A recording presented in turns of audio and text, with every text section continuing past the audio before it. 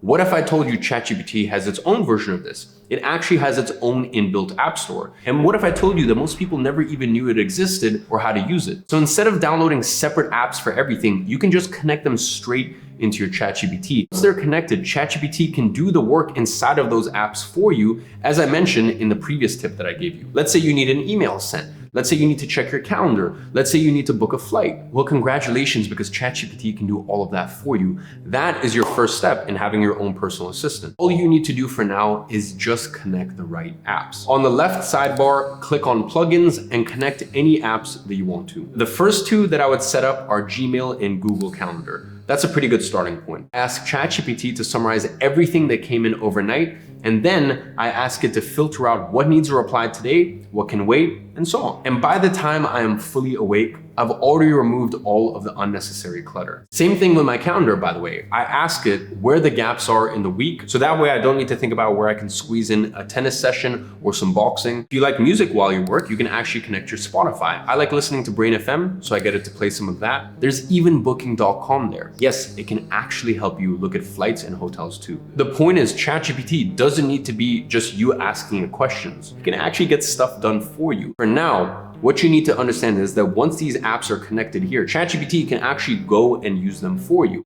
Schedule tasks. Look, if you feel like you have a lot on your plate and you want to be more efficient, this is a great one. This is where you give ChatGPT the power to do stuff for you when you want it to. So I literally have a scheduled task for this. What it does is it automatically sends a message to my head designer every week reminding him that the video needs to go up. Set it once, and now it turns into a background task for me. And that's why I love this feature. It's leverage. You set it once and it keeps working for you without you having to carry around all of these thoughts in your head. Well, the way you should think about it is this. Anything that is monotonous should be automated. If something happens on a schedule, it should be scheduled. But you also don't want to schedule your whole life away. So to actually set it up, what you're going to do is you're going to go to the scheduled on the left sidebar, and it's probably going to give you some options to get started. You're going to pick the date and the time, and you're going to tell it exactly what you want it to do. Now, it could be a reminder to someone on your team. It could be a weekly check-in on a project or anything else that you find yourself doing over and over again. And then once it's set, you don't have to think about it again.